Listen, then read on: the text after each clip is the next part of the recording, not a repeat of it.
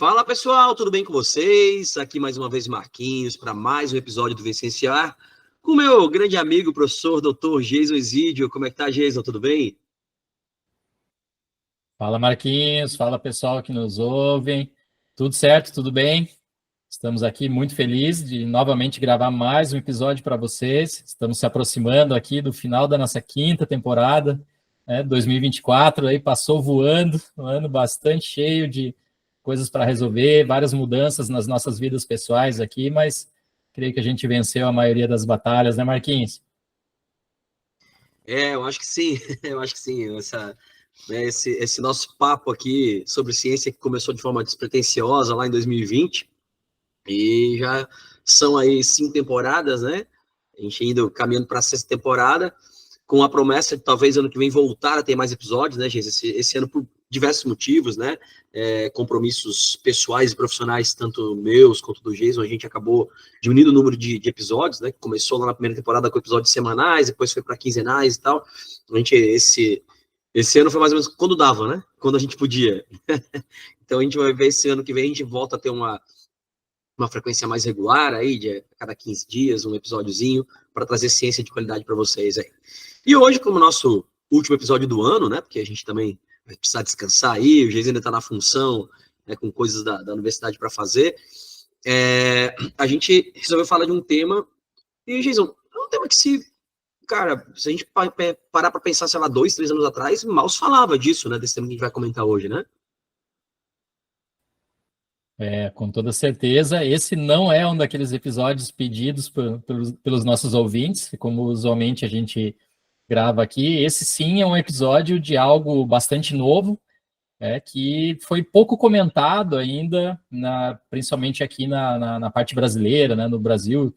Eu vi alguns canais aí específicos de ciência permeando esse assunto. Obviamente eu vi, né, canais de divulgação de notícias, falando também um pouquinho sobre esse assunto, mas a gente está aqui, então, justamente cumprindo o nosso papel de tentar reduzir um pouco essa grande distância que tem entre os resultados muito recentes, muito importantes dentro da academia, e uma comunicação aqui mais simples, mais divertida, como a gente faz para vocês. Então, tentaremos hoje mostrar aqui o grande impacto, né, as grandes novidades de algo que deu o Prêmio Nobel de Fisiologia e Medicina nesse ano, em 2024. Então, é um tema novo mesmo, né? E que, cara, muito aluno me perguntando, né? Muito, para quem está chegando agora, né? Para quem está ouvindo o Vicenciar pela primeira vez, eu sou professor de biologia de ensino médico, sim, para vestibular, e o Geis trabalha com graduação, né? E os meus alunos têm perguntado bastante, assim, então eu tive que parar daquela estudada e tal, porque realmente é um tema que eu não dominava, né? Não conhecia. E hoje, então, né, para parar com suspense aqui, que a gente não é o João Kleber, né? Então, vamos falar do nosso tema. A gente nos reunimos aqui, eu e o Jason, hoje, gente, para falar com vocês sobre microRNA. Né? MicroRNA. É um tema novo, né? E até para mim, né? Ainda é uma coisa que eu estou aprendendo, estou estudando. O Jason já domina um pouco mais o assunto, né?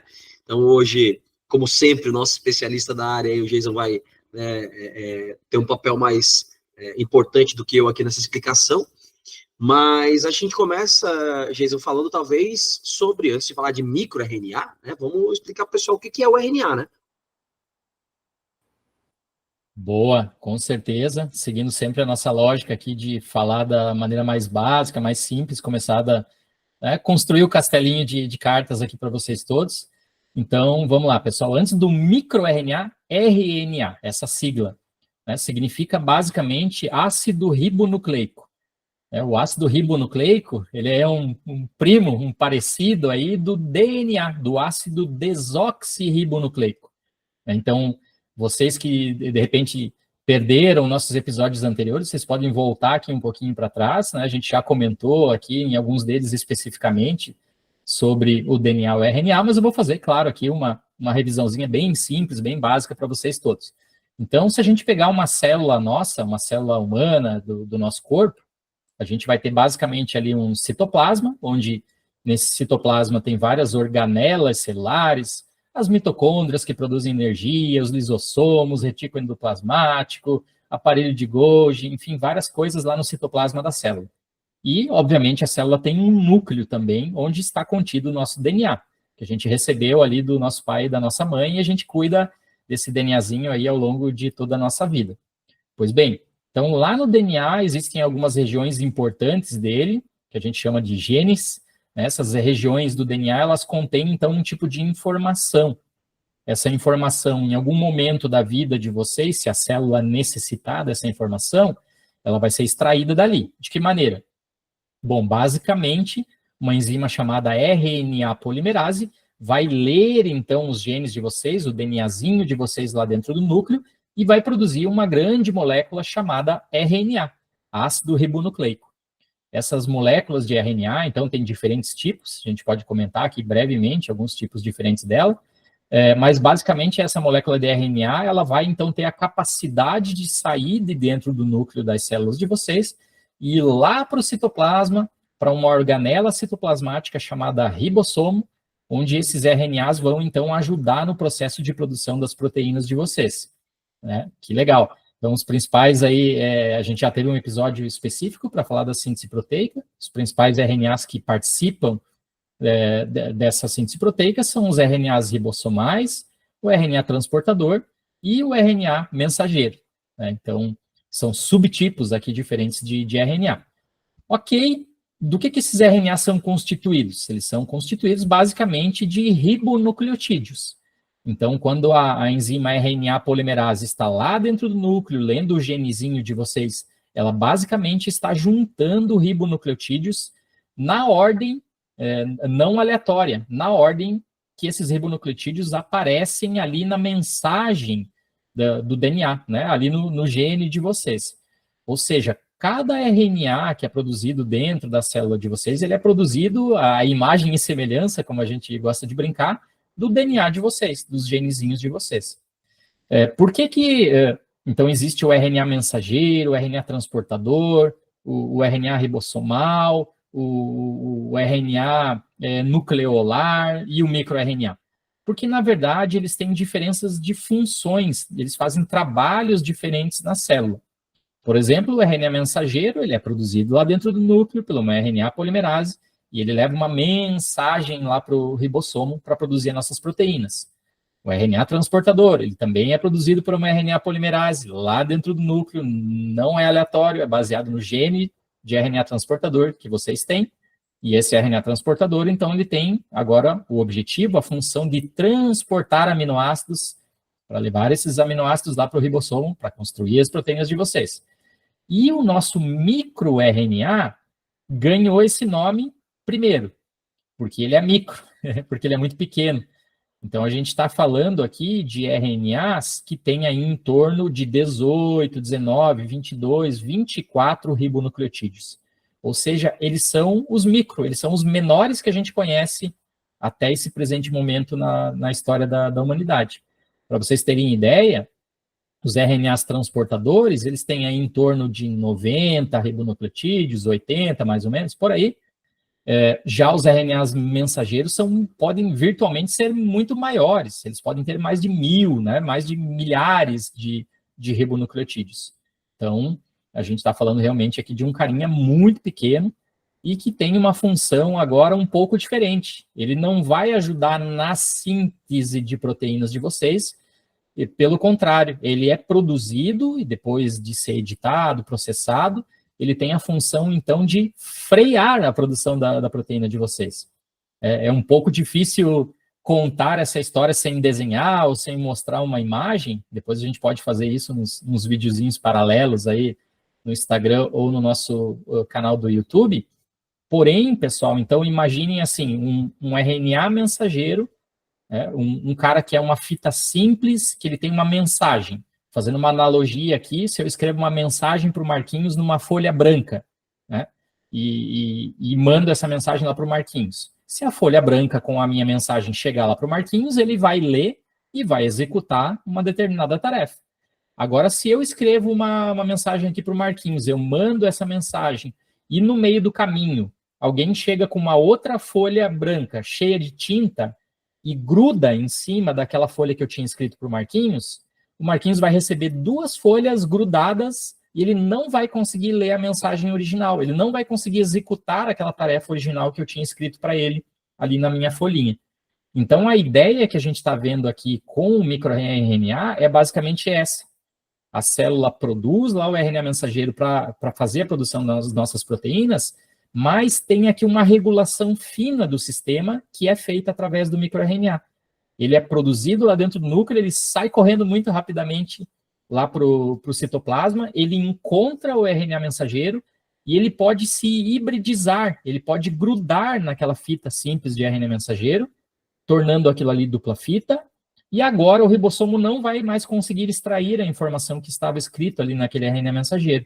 Então vai parar a produção da proteína e também, o pessoal está demonstrando aí, que essa dupla fita, né, essa hibridização do microRNA com o RNA mensageiro pode levar essa dupla fita para degradação, ou seja, pode extinguir aquela mensagem e também, né, isso consequentemente prejudica então a produção das nossas proteínas.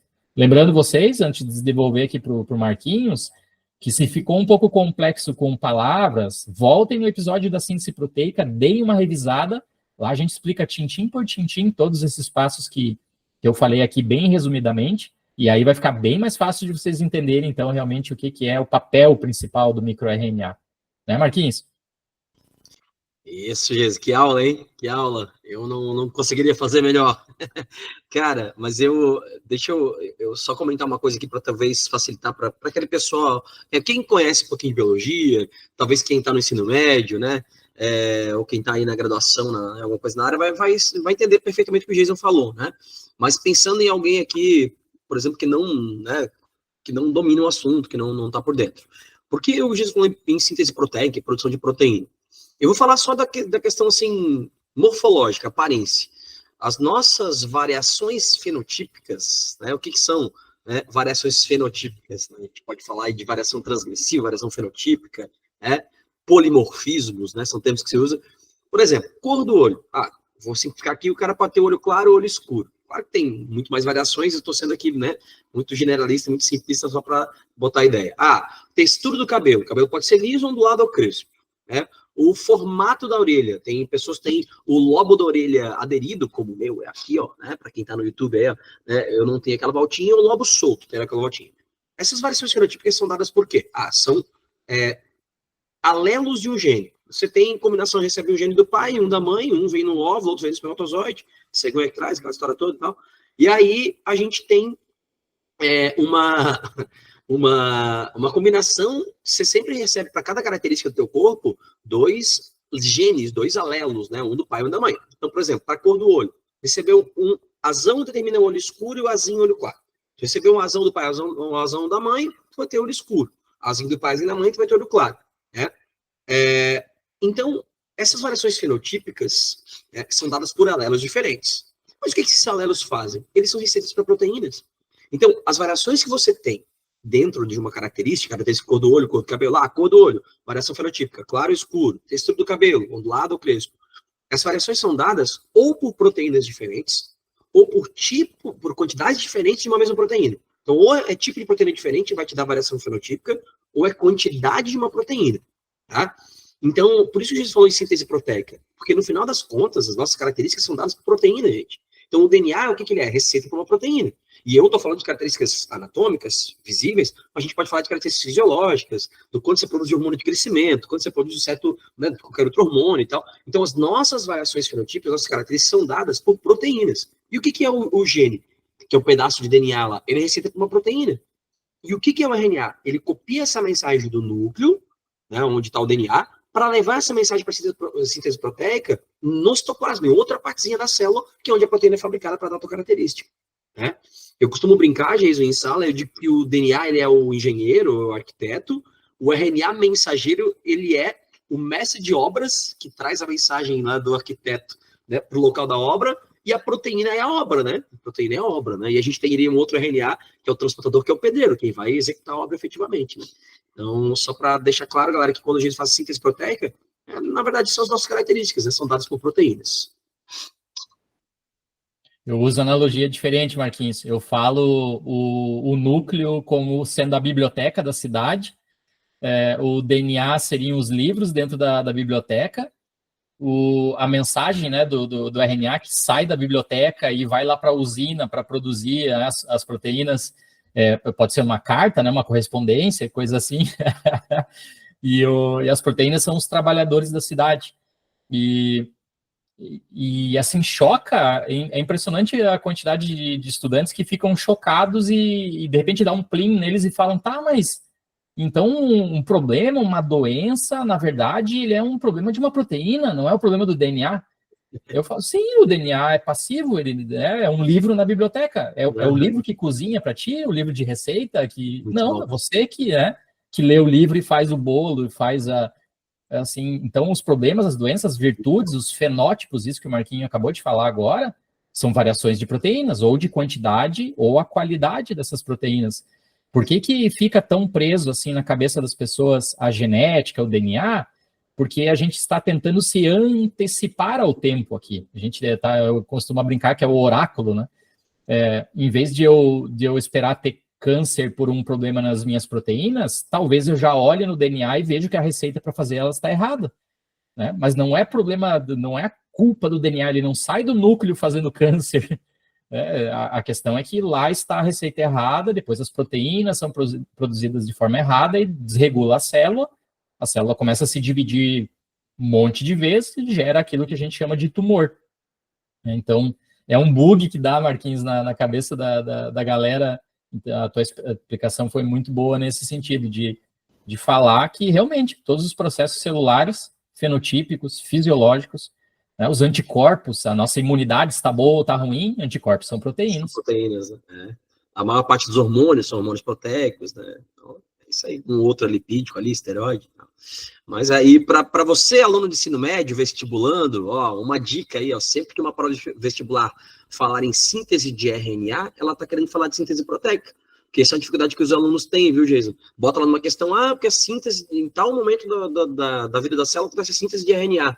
E o cara está acostumado a pensar lá, olhar na apostila e ter sido síntese proteica. É a mesma coisa, gente. Você fabrica o RNA, é o meio do caminho para fabricar proteína, né? Então, falando de síntese de RNA, está falando de síntese proteica, basicamente, né? Nesse momento. Né? Falei certo, professor Jason? Opa! É o que a gente sempre discute aqui nos episódios, né? Tem essas expertise que só o Marquinhos vai saber, porque ele tá super ligado o que tá indo no vestibular, como é que a galera pensa, né? Vocês têm que ficar muito ligado nele por isso. Porque aqui do nosso lado, aqui na graduação, ou principalmente na pós-graduação, a gente fica pensando muito em artigo científico, e não tá ligado no que tá caindo no vestibular.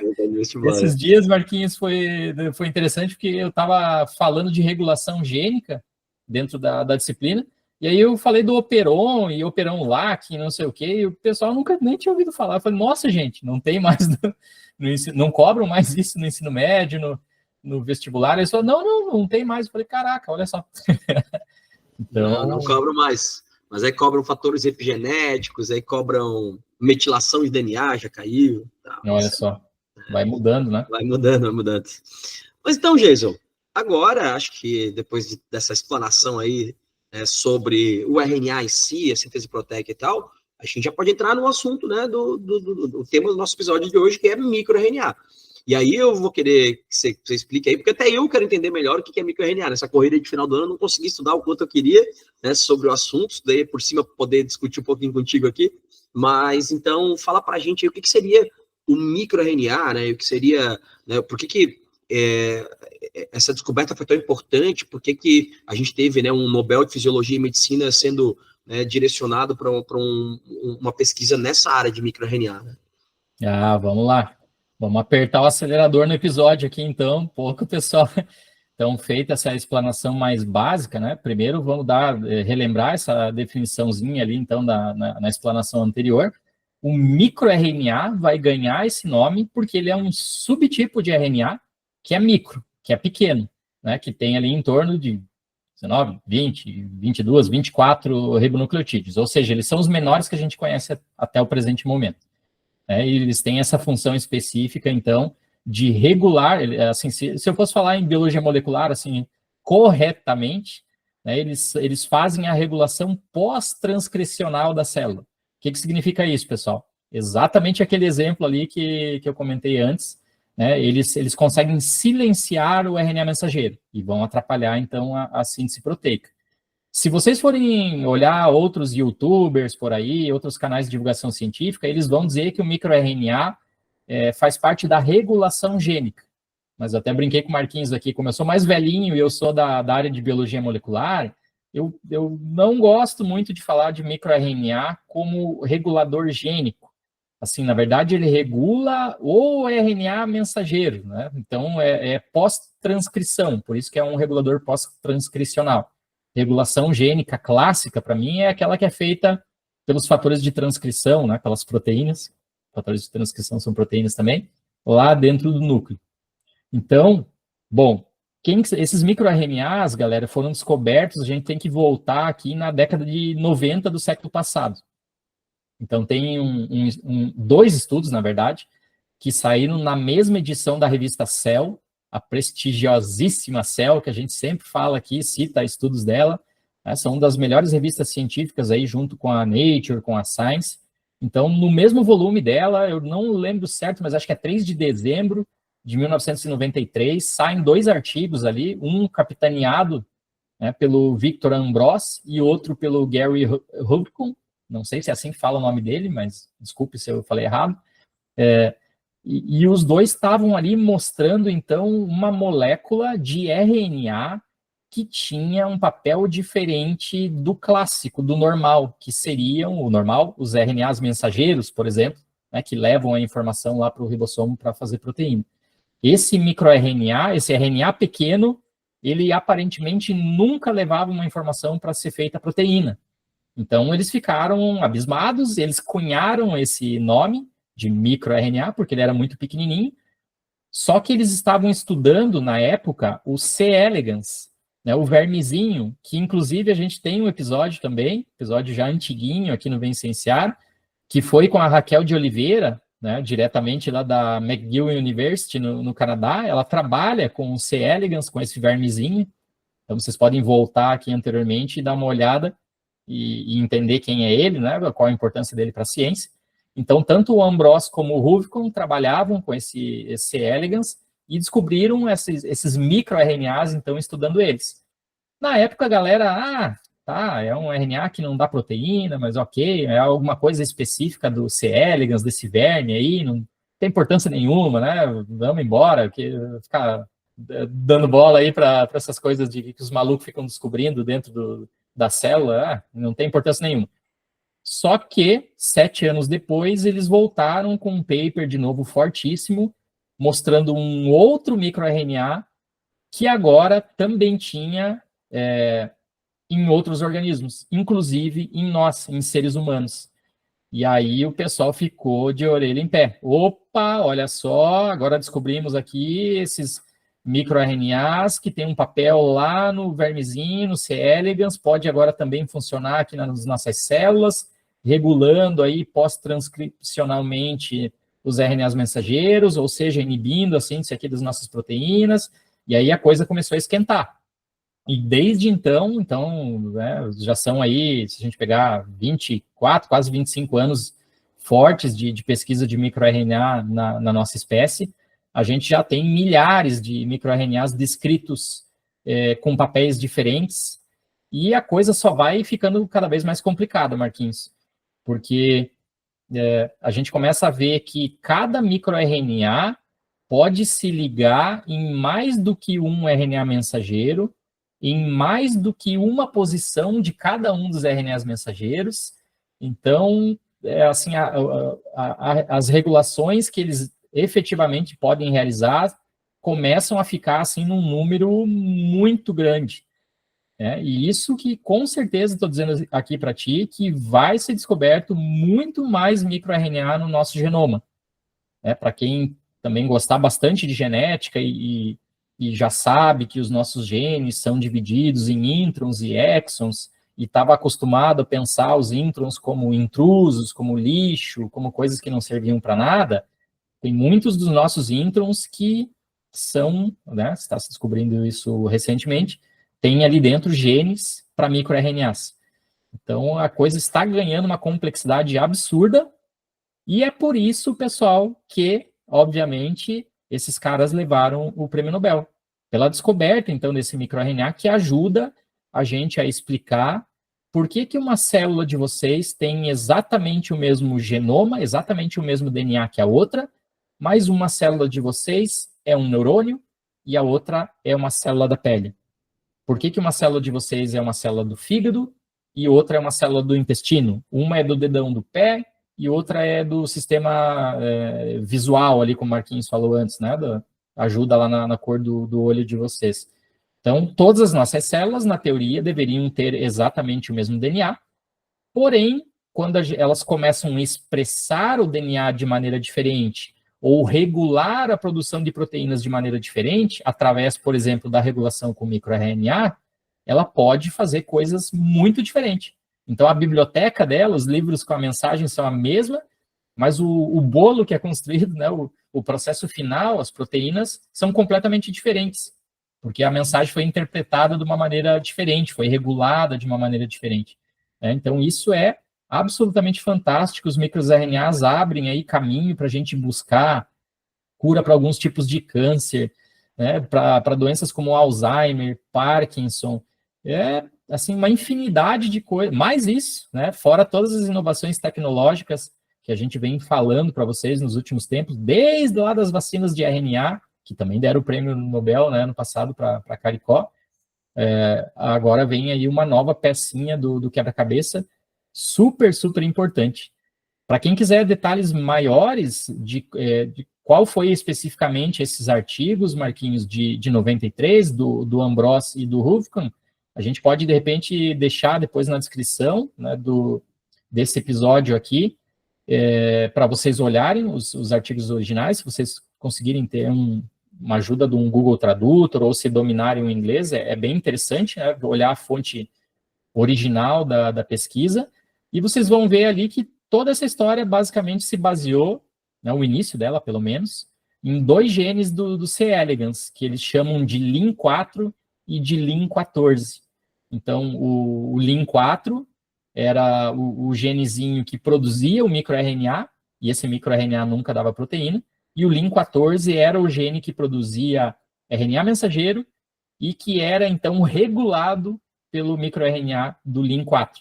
Eles fizeram toda essa via bonitinha, né, com né, descobriram através dos seus experimentos, eles tinham lá os vermes mutantes, enfim, fazem experimentos muito elegantes que demonstram, né, de uma forma bem mais complexa e completa dessa que eu contei para vocês aqui em poucos minutinhos.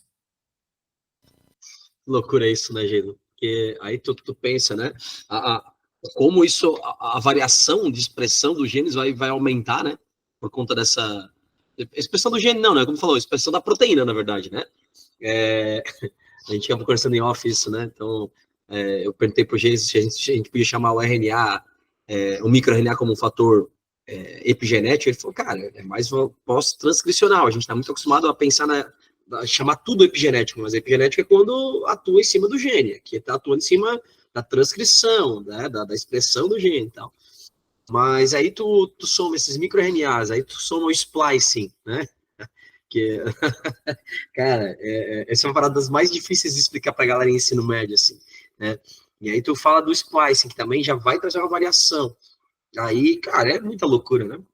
Como a gente falou aí de vestibulares que já cobraram heterocromatina como fator epigenético e tal, e é muito doido isso, cara. É um grau de complexidade muito grande, e às vezes a gente está em sala de aula, os alunos se interessam, alguns alunos se interessam por isso, mas a gente não consegue, né, levar a aula nesse nível, porque senão tem que ser um ano inteiro só disso, né, cara? Dar aula só disso aí, né? Não tem como, né, cara? É muito complexo o negócio. É muito massa. É complexo, mas é massa ao mesmo tempo. Se a gente entender que é quase que um mecanismo de adaptação da nossa espécie, né, Marcão? Porque se a gente pegar o nosso DNA como espécie, ele é muito parecido há muito tempo, ele quase não muda. Só que essa regulação toda que é feita internamente dentro da célula, ela pode levar a fazer proteínas muito diferentes. O splicing que você falou, talvez um dia a gente tenha que fazer um episódio especificamente. Eu acho um dos mecanismos mais espetaculares que existem, Aham. e eu não vejo a galera falando. A epigenética caiu no gosto de vários youtubers, vários canais e coisa assim, mas o splicing ninguém fala. E Não, ele não, eu achei que o pessoal falasse mais, cara, uma coisa tão importante. Aí você vai falar do splice, tem o splice alternativo, que pode trazer variações na expressão das proteínas e tal. Então, eu achei que fosse um assunto mais explorado aí, cara. Não sabia. né, ele é capaz, né, de construir proteínas com a mesma informação gênica, faz um monte de proteína diferente, né? Aham. E é super importante, super legal. Agora veio um outro, que é o microRNA. E eu vou explicar por que eu falei para o Marquinhos que eu sou chato, que eu não gosto de pensar também em epigenética com os microRNAs, porque a epigenética seria, vamos lá, seria um fator ambiental, né, que influencia a compactação, descompactação da nossa cromatina, ou seja, influencia a expressão gênica. Então, para a regulação de microRNA ser um efeito epigenético, teria que o ambiente mexer na expressão dos genes de microRNAs. Entendi. Aí esse pedaço seria um pouco epigenético, só que daí toda a função dele depois, né, ele não necessariamente vai, até onde a gente sabe, ele não vai necessariamente depois depender mais da epigenética, né? Uma vez que o microRNA é produzido, ele vai grudar lá nos seus alvos e vai silenciar, né, os RNAs mensageiros, ele vai atrapalhar a produção da proteína, independentemente, né? Então, eu gosto de pensar nele como uma regulação pós-transcricional. Depois, as outras coisas assim que falam, né, epigenética ou regulação gênica, eu acho que são simplificações que as pessoas fazem aí na comunicação, né? Porque senão, se começar a falar a regulação pós-transcricional, o cara desliga o vídeo e vai embora. Só os doidos aqui para gostar disso, né? É. Mas então é isso, Jason. Não sei se tem algo mais que você queira acrescentar aí sobre a questão do microRNA. Não sei se, talvez tu falar para a gente quanto isso pode implicar num primeiro momento na nossa vida assim cotidiana. Eu acho que ainda não sei se a gente pode já explorar esse assunto. Acho que a gente já pode falar sobre isso. Já tem alguma coisa que você pode falar para a gente sobre, né, o impacto disso na nossa vida, assim? Tá, vamos dar uns pitacos aqui, sim, porque além de ficar meio generalista, assim, falando que vai ajudar no câncer, vai ajudar no Alzheimer, vai, mas eu não sei quanto tempo vai demorar. Vamos nos negócios mais pertinho aqui, porque, galera, então, assim, nem entrar nisso, o Marquinhos cutucou, né? Culpa dele. A galera tá vendo que o microRNA, ele pode, na teoria também, não só agir na sua própria célula. Então, ele pode ser invesiculado, né,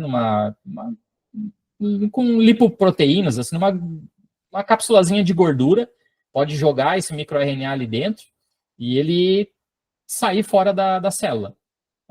Até onde eu sei, né, tenho acompanhado a literatura, assim, não com tanto afinco nesse mundinho aí, mas até onde eu sei, não se entende muito bem como é que isso é liberado, para onde vai, mas eu já estou especulando que se existe uma vesícula e se é liberado, ou seja, uma célula, a regulação do microRNA de uma célula talvez possa cair nas vizinhas, ou talvez, não sei, isso caia na corrente sanguínea e vá agir muito longe até, né? A gente lembra aí da história dos exossomos, essas vesículas que se transportam de um lado para o outro, e que até tem um papel aí no estabelecimento das metástases de câncer e coisa assim, né? Então, sei, vamos ver. MicroRNAs aí podem estar envolvidos nessa história. Daqui a alguns anos, vocês cobram da gente, a gente faz uma atualização aí dessa parte.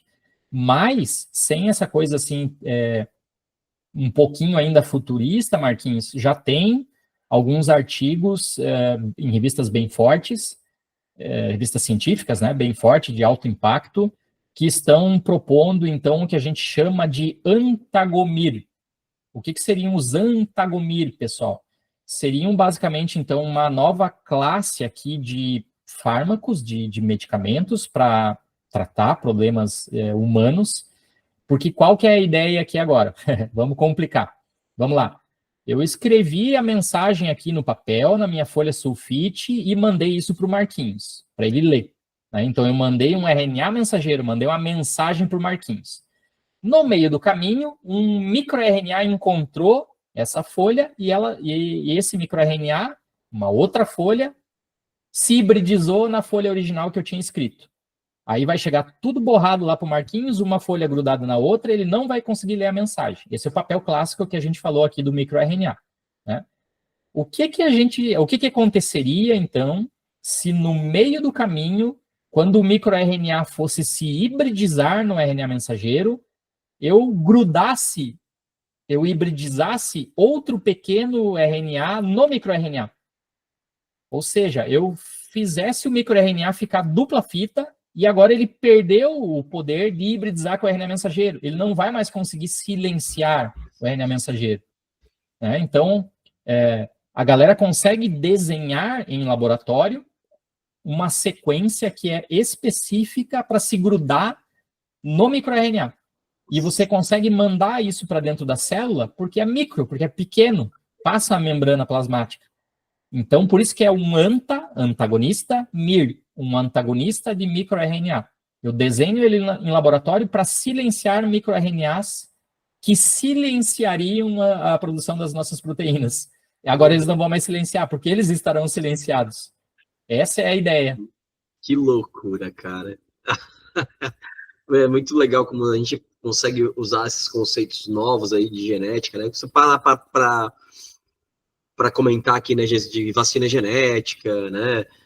Pô, cara, como isso é muito legal. Como né, desde 53, quando se descobriu lá o DNA, como a coisa evoluiu de uma forma, assim, uma velocidade exponencial, né, cara? A coisa escalonou de uma tal maneira, né? Então, a importância da ciência para nossa vida, né? 70 anos, né, Marcão? É um absurdo, é só 70 anos, gente. Assim, o meu pai nasceu em 1953, no ano, né, do estudo da Nature que o Marquinhos está se referindo. Meu pai ainda está vivo, felizmente. Né? É o tempo de vida de uma pessoa. A gente saiu de não conhecer o formato da molécula de DNA para todas as maluquices que a gente está falando aqui hoje. Cara, só para dar um relato pessoal, assim, né, que o meu avô, ele era um cara muito, muito simples, família muito simples, muito pobre, mas ele sempre buscou vir morar sozinho com 13 anos de idade, né, saiu da cidade dele e tal, trabalhava como entregador e estudava à noite. E aí ele, para época, meu avô nasceu em 33, né, então para época ele estudou mais do que o normal, porque ele fez o que hoje é equivalente ao segundo grau. Antigamente você fazia ou era contabilidade, para a galera mais nova aí, né, o ensino médio, segundo grau, ensino médio, ou você fazia em contabilidade, ou fazia em pedagogia, ou fazia o científico, que era mais geralzão. Aí meu avô fez o científico. E a época dele, cara, porque era poucas pessoas que faziam, né? Então ele tinha o ensino médio.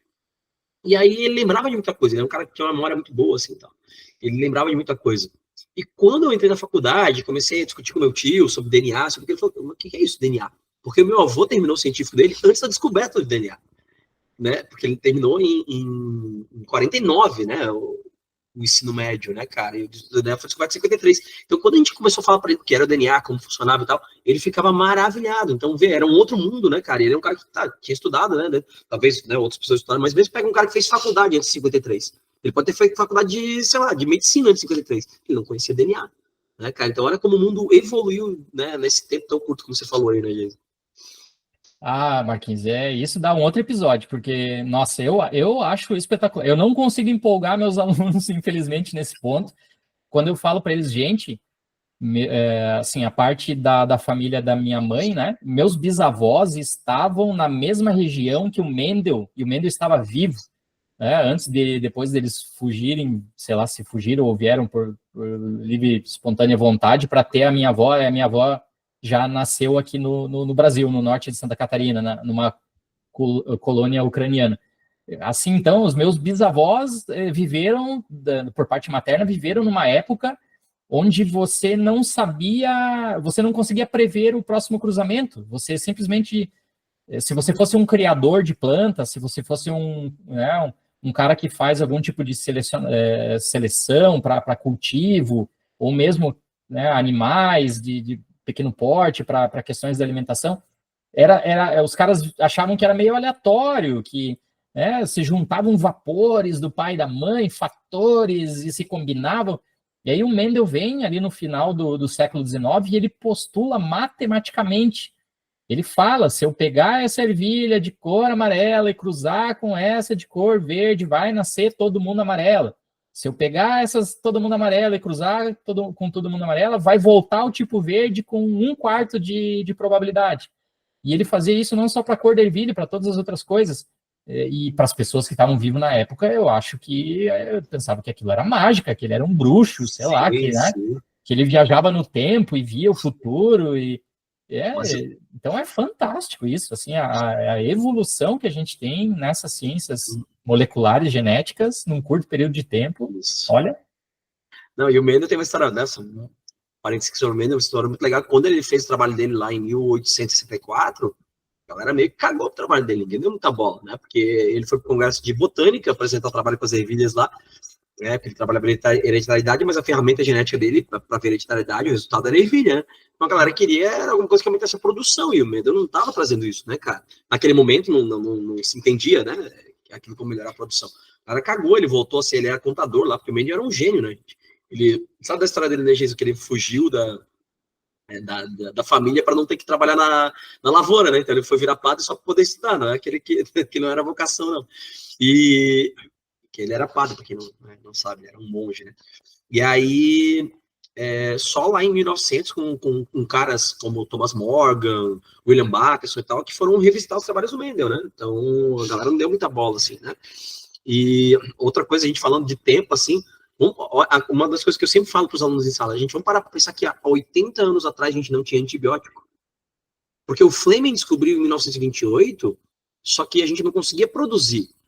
Né? A gente não tinha técnica para produzir. Só em 1943, uma pesquisadora, uma química, que a gente já falou dela no episódio aqui sobre mulheres na ciência, a Dorothy Hodgkin, desvendou a molécula de penicilina e ela pode ser fabricada, né, para a população em geral. Então, cara, até 80 anos atrás a gente não tinha antibiótico, cara. O cara pegava, às vezes, uma pneumonia, morria, entendeu? O cara pegava uma infecção de garganta e podia morrer, né? Porque a gente não tinha antibiótico, cara.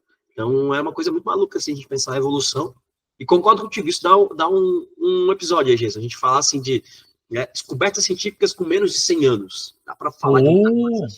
Dá pra falar de muita coisa. Inclusive, já fica a ideia de outro aí da importância da pesquisa básica que você sempre fala. Porque você citou Mendel, a ervilha, e quando ele foi apresentar no congresso, eles riram dele porque eles acharam que era algo só da ervilha. E aqui riram um pouquinho dos caras também, porque acharam que o microRNA era só do C. elegans. Esse verme aí não tem interesse nenhum. Ficaram lá escanteados, né? Tudo bem, tinham publicado na Cell, né? Já tá bom, mas você vê a importância agora, né? Que tomou isso e como vai dar uma guinada na humanidade por causa de uma pesquisa básica, porque alguém estava lá olhando o vermezinho, agora seres humanos vão se beneficiar disso, porque alguém olhou a ervilha, seres humanos se beneficiaram disso. Show. Muito legal. Vamos pensar nesse episódio aí pro ano que vem. Quem sabe a gente abre a temporada já com essa história aí. Certo, Jason? É isso, então? É isso, meu querido Marquinhos. Vou deixar aqui um grande abraço para todos os nossos ouvintes que nos fazem sempre muito felizes com seus comentários, com seus apoios, com sua audiência. Realmente, como o Marquinhos falou no início desse episódio, a gente diminuiu a frequência, porque, assim, eu começo o ano na Espanha, começo o ano de mudança para a Espanha, termino o ano de mudança para o Brasil. O Marquinhos, né, a gente já contou as peripécias profissionais dele aqui nos episódios. Tem mais outras que depois ele vai contar para vocês no futuro. Eu não conto tudo para não assustar o pessoal, vou devagarzinho, né?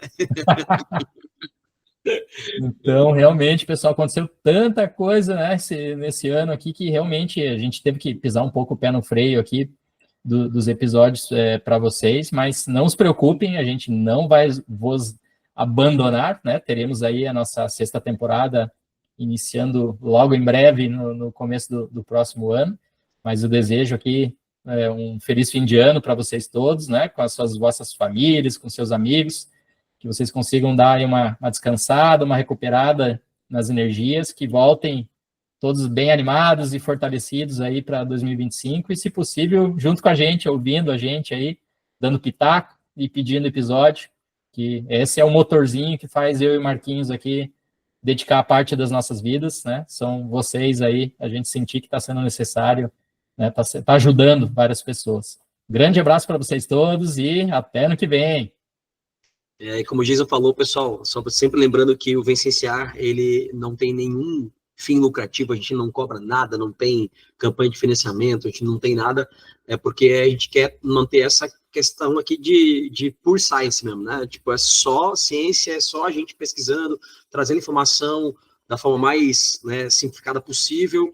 E para isso a gente precisa muito de vocês ouvindo a gente, né? Porque é isso que faz, como o Jesus falou, faz a gente, motiva a gente, faz a gente, né, buscar aí despender um tempo da nossa vida para pesquisar um assunto. A gente traz especialistas aqui, muita gente boa, né? Muita gente muito importante na ciência já teve participando aqui com a gente, ano que vem vão ter outros, e então a gente fica muito feliz de saber que vocês ouvem a gente. Então interajam lá nas redes sociais, deixem um oizinho, pede um episódio, fala, né? Pode pedir lá o assunto que você quer que a gente fale aqui, que a gente está sempre pronto para atendê-los, beleza, gente? Então, muito obrigado pelo ano, obrigado por ouvir a gente, obrigado por confiar aqui no nosso trabalho. Um bom final de ano a todos, um grande abraço e até o ano que vem.